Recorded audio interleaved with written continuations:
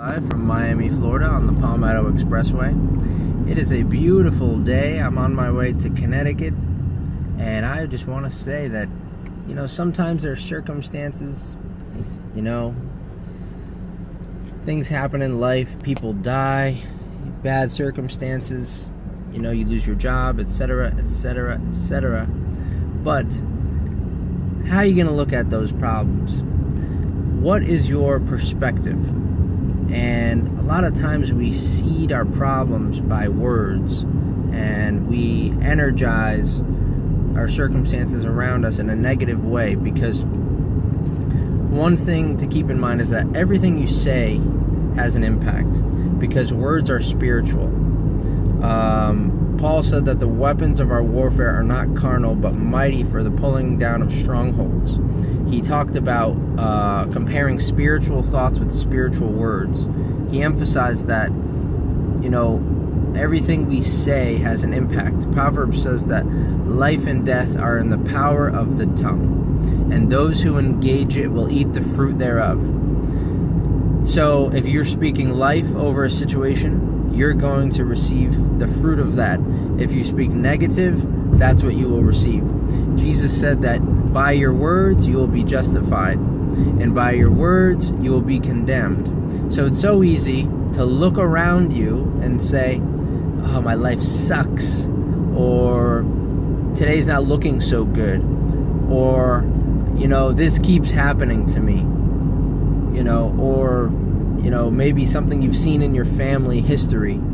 This has always happened to my grandfather and my father, etc., and so it'll probably happen to me. Well, guess what? It probably will, because you're declaring it. You're speaking it over yourself. And the Bible says, as a man thinks, so is he. So you start to think it, you start to embody it, and you start to believe it.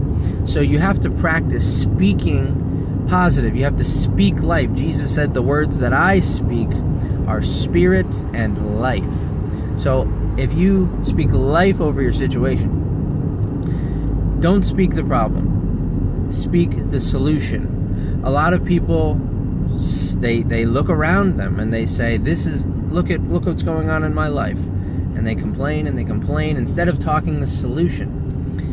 Because what they're doing is they're seeding negative words. They're seeding negative words and they're planting negative seeds. They're going to get a negative tree that bears negative fruit. So instead of speaking the problem, you speak the solution. The traffic will be cleared today. My day will go excellent today.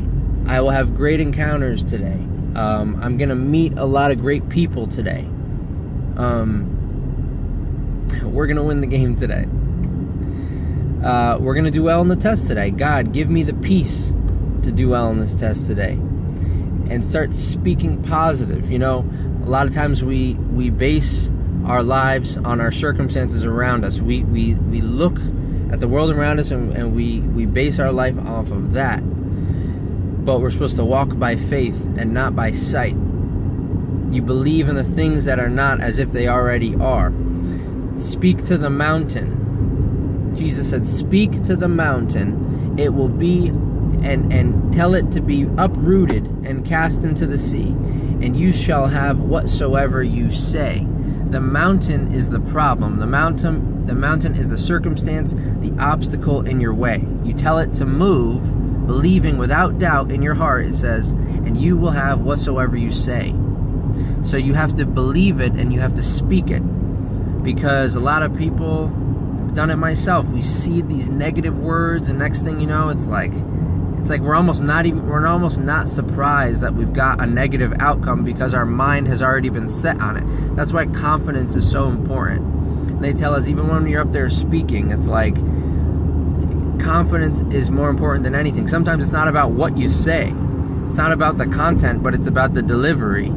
And so with confidence, it's like you see yourself, like I declare this is what's going to happen. So you have power right here.